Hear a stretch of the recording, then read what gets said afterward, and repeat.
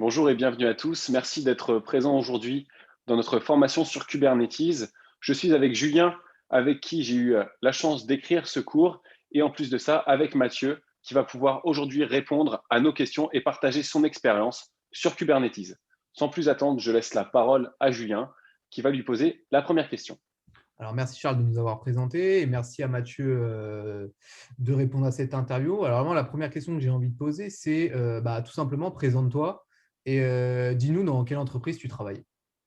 Alors bonjour, moi je m'appelle Mathieu, donc ça fait, je suis aujourd'hui donc développeur full stack, donc je travaille sur plein de technologies différentes, que ce soit du développement web, développement logiciel, du réseau aussi, tout ce qui est déploiement cloud, gestion de serveurs cloud, gestion de Kubernetes aussi, donc tout ce qui est travail sur Kubernetes. Donc actuellement je travaille à la Société Générale, sur des différents projets, surtout tout ce qui est innovation, donc trouver plein d'idées innovantes, des nouveaux services, comment aider la banque à se digitaliser, comment aider la banque à suivre les dernières tendances dans le numérique, que ce soit l'IA et plein d'autres choses. Et donc Kubernetes aussi, que la SG a décidé de suivre aussi, hein. Très bien, merci Mathieu pour ta présentation. Sans plus attendre, je vais te poser une seconde question. Comment ton entreprise, donc la Société Générale, a été amenée à travailler avec Kubernetes? Donc depuis 2016, la Société Générale a lancé un grand plan de passage à des serveurs cloud ou à tout ce qui est technologie cloud. Donc le but, c'était qu'en 2020, la plupart toutes les opérations de la SG se fassent sur des serveurs cloud et plus en interne. Ça a amené donc à des réflexions. Quels outils peuvent être développés pour les aider à se digitaliser, à entreprendre ce grand plan cloud. Donc forcément, le Kubernetes est rapidement revenu sur la table. Alors il y avait d'autres solutions comme Docker Swarm ou d'autres solutions, hein, qui existaient sur le marché, mais Kubernetes, c'était vraiment l'élément vraiment très prometteur, poussé par les plus grands, Microsoft, Google.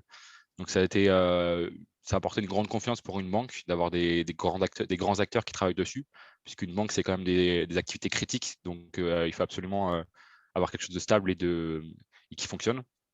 Donc ça les a amenés à réfléchir aussi, tout ce qui est agilité dans le développement.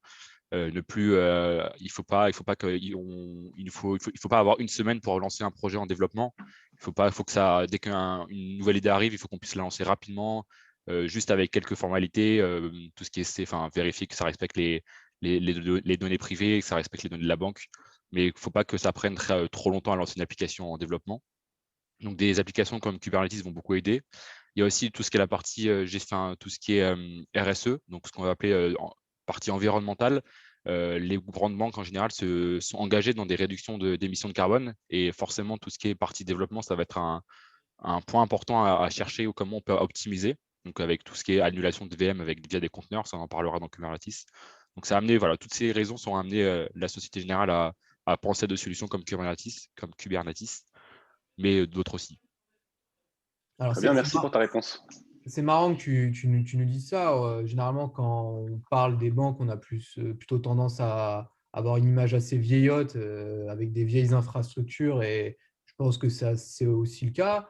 Et là, finalement, tu nous parles d'environnement, d'amélioration, de nouvelles technologies à la pointe de l'innovation. Donc, c'est quand même assez marrant et c'est intéressant Ah, de c'est savoir. vraiment l'objectif. Alors aujourd'hui, on est en 2020, donc la plupart des objectifs ont été à peu près réalisés. Alors il y a toujours des applications qui traînent, qui ne sont pas encore totalement cloud, sur le cloud. Effectivement, en fait, on est sur des services. Alors je suis dans un service innovation, donc on voit beaucoup de choses très nouvelles. Alors pas toute la banque est passée sur ce genre de choses, mais effectivement, ça avance. D'accord, bah écoute, c'est vraiment, je pense que c'est vraiment une bonne chose, et bah, tant mieux s'il y a des projets comme ça qui sont dans des aussi grosses boîtes. Donc du coup, bah, vraiment, la prochaine question, même si tu as déjà commencé à y répondre, c'est finalement, qu'est-ce que tu fais concrètement avec Kubernetes au sein de la Société Générale? Alors moi, en fait, je suis dans le service innovation, on va être là pour être à l'écoute des besoins de plein d'équipes au sein de l'ASG. Donc si une équipe au sein de l'ASG a envie de lancer une application, mais qu'elle rencontre des difficultés qu'elle a pour lancer une application, elle peut nous contacter pour qu'on l'aide à préparer son projet, lui montrer les différentes fonctionnalités d'un cluster, enfin tout ce qui est fonctionnalité Kubernetes. Donc pourquoi ça peut lui être utile, en quoi on peut l'aider, en quoi on peut aussi l'aider à économiser des coûts. Donc voilà, donc nous, ça va vraiment accompagner les équipes tout au long du développement. On va pas développer leur application, mais on va leur donner quelques conseils en fonction du langage sur lequel ils vont développer pour mieux optimiser leur application, orienter leur développement pour qu'ils fonctionnent correctement sur des plateformes cloud.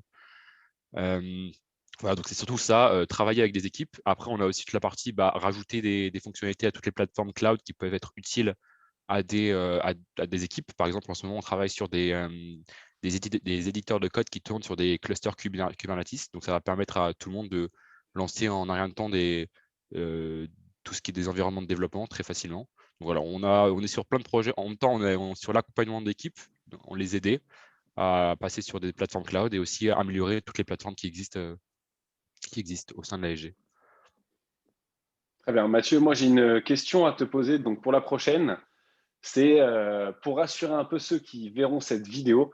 J'ai l'impression que déployer Kubernetes, c'est un peu la croix et la bannière. Qu'est-ce que tu en penses? Alors oui, déployer une instance Kubernetes, ce n'est pas anodin. Il y a beaucoup de choses à prendre en compte. Je pense qu'on en avait parlé dans votre cours, tout ce qui est volume. Donc si on se base sur des volumes qui ne sont pas assez performants, on peut vite avoir des clusters qui sont instables. Tout ce qui est certificat HTTPS, il faut les gérer. Tout ce qui est routing, donc je pense que vous avez parlé avec tout ce qui est ingress controller. Pareil, c'est des choses qui paraissent assez simples, mais dans un cluster de production avec des activités critiques, c'est assez dur à gérer. C'est pas avec une ou deux personnes qu'on va pouvoir gérer un cluster Kubernetes. Donc, il faut absolument avoir des connaissances réseau, des connaissances de développement. Il faut vraiment une panel de connaissances. Donc, pour une startup qui aurait quelques équipes, ça va être un peu compliqué. Alors, c'est pour ça qu'il existe aussi des solutions managées. On connaît les plus connus chez Amazon, chez Azure. Après, il y a aussi des clouds français chez Scaleway, on parle, chez Ikula. Donc là, ce sont des Kubernetes qui sont complètement managés par ces infrastructures. C'est eux qui vont gérer les serveurs, c'est eux qui vont gérer les principaux points de blocage. Après, ça va être à nous de les personnaliser en fonction de nos besoins avec des noms de domaine, des certificats HTTPS. Donc oui, déployer un cluster kube, c'est pas facile. Il ne faut pas se lancer là-dedans si on n'a qu'une seule application et si on est peu. Il faut vraiment réfléchir avant de se lancer là-dedans. L'utilisation même de Kubernetes, c'est assez simple. Alors, même s'il y a quand même une courbe d'apprentissage assez élevée, mais manager un cluster kube, c'est complètement différent que d'utiliser un cluster kube. Et il faut absolument en prendre en compte avant de se lancer dans un tel projet. Il y a des solutions qui existent qui sont peut-être plus simples et qui permettent peut-être de se lancer plus rapidement sans avoir toutes les contraintes et toutes les problématiques qu'on a si on se lance dans le déploiement d'un cluster Kubernetes. Alors, j'entends tout ce que tu me dis et justement, c'était un peu ma question. C'est donc là, tu déploies un environnement Kubernetes au sein de la Société Générale. Donc, Société Générale, tout le monde connaît. C'est quand même une entreprise qui est conséquente, qui a énormément de moyens, énormément de personnel et qui peut vraiment s'adapter en fonction de ses besoins. Donc finalement, tu l'as un petit peu précisé, mais à combien estimerais-tu une fourchette de personnes pour pouvoir gérer un environnement Kubernetes de façon optimale? Alors, je pense Et que aussi un budget. ça va être dur, je pense, dur de donner un chiffre exact. Ça va aussi beaucoup dépendre de ce que vous allez vouloir faire sur ces genres de clusters. Si vous avez des activités critiques, il va falloir penser à beaucoup de choses et donc il faudra une grosse équipe. Si vous voulez aussi accompagner les équipes pour être sûr que ça fonctionne bien. Donc, à l'ASG, je pense qu'ils sont assez nombreux sur ces sujets. Je pense qu'une bonne équipe il y a certaines équipes qui sont plus de 40, je crois, pour travailler dessus. Après, les budgets, pareil. Alors, nous, l'ASG, au sein de l'ASG, on a en fait notre propre cloud. Donc, au sein de l'ASG, on a un cloud interne et on utilise aussi des clouds externes. Donc, si on utilise des clouds externes, forcément, les budgets vont vite. Enfin, on économise des coûts puisqu'il y a une partie serveur qui est gérée par le fournisseur de cloud. Mais après, voilà, faut le payer. Et déployer un cluster kube, c'est pas cher. Il faut utiliser le service EKS d'Amazon ou AKS de Azure. C'est pas gratuit, surtout si on commence à avoir de la bande passante, du flux. Donc, il faut vraiment réfléchir avant de se lancer là-dedans. Pas se lancer en disant c'est la solution à la mode, c'est celle qu'il me faut. Non, c'est vraiment, il faut y réfléchir. On peut y passer du temps pour déployer un cluster stable. Et si à la fin, ce n'est pas forcément la solution qui est adaptée à notre besoin, on aura perdu du temps et de l'argent. Après, si on n'utilise même pas des fournisseurs de cloud, ça peut revenir assez cher puisqu'il faut manager des serveurs, il faut manager des équipes, il faut manager tout ce qui est avec. Donc, il faut payer des bêtes serveurs, il faut payer des zones de stockage, donc on peut utiliser il y a forcément des prestataires qui nous aident.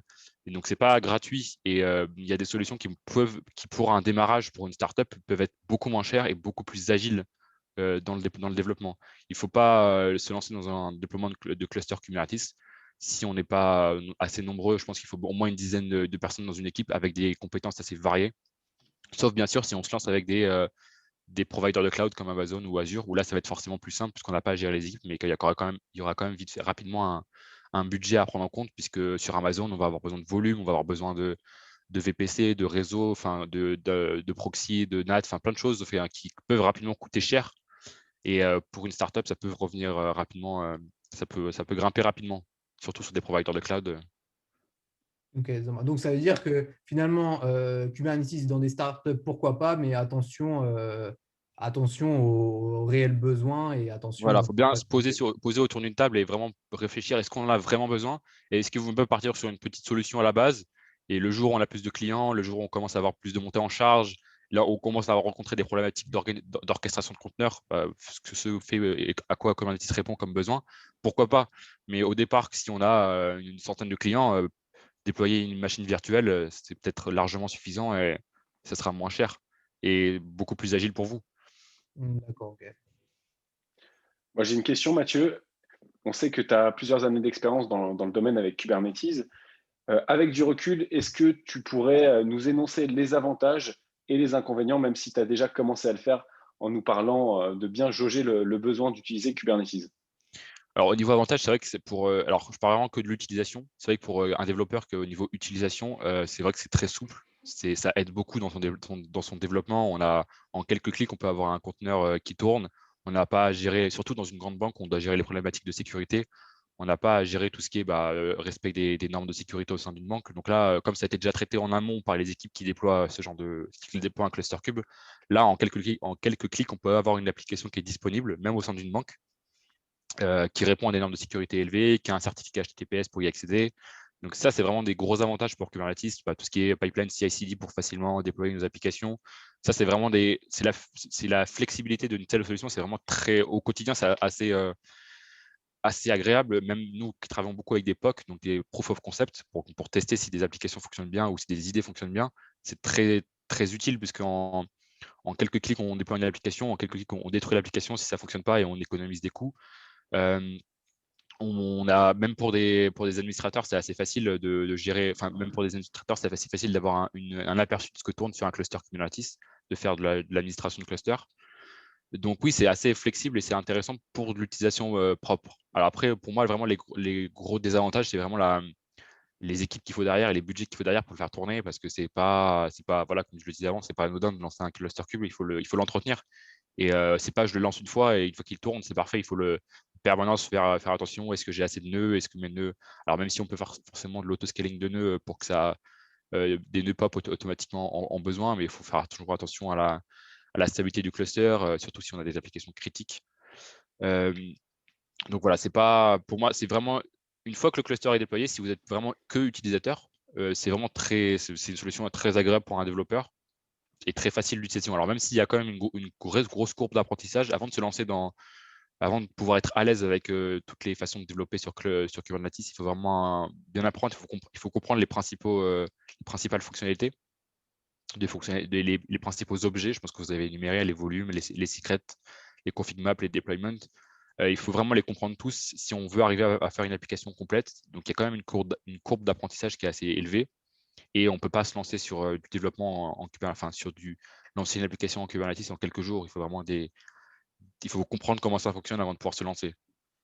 Même s'il y a des interfaces qui permettent d'aider avec juste en quelques clics lancer son application, je pense que pour un développeur, c'est quand même intéressant de savoir ce qui se passe derrière pour mieux optimiser son application. Et tout ce qui est partie Docker, forcément, alors là, on parle de conteneur, mais Kubernetes utilise des conteneurs. Donc, déployer une application pour du conteneur, forcément, il va falloir l'optimiser. Dans un conteneur, on ne fait pas tourner beaucoup de choses. Il faut avoir le conteneur le plus léger. Enfin, voilà, il faut encore prendre en compte c'est une autre façon de développer. Il faut apprendre à le faire. Très bien. Mathieu, si je peux me permettre de rebondir sur l'un des inconvénients que tu as énoncé, tu nous as énoncé le coût qui pouvait être élevé en utilisant une solution comme Kubernetes. Est-ce que tu aurais des chiffres à nous donner, histoire de nous donner un ordre de grandeur de ces coûts-là? Alors, sur les coûts, en général, moi, j'ai pas trop de vision puisque moi, je suis plutôt développeur au sein de l'ASG. Donc, mais comme je le disais, c'est que par exemple, si on prend l'exemple d'Amazon, il va vous falloir des VM. Donc, déjà, si on prend des VM et on veut avoir des VM assez importantes, ça va vite revenir cher. On peut vite rapidement en coût. Si on veut aussi des clusters alors je ne sais pas si les gens connaissent un peu tout ce qui est cloud.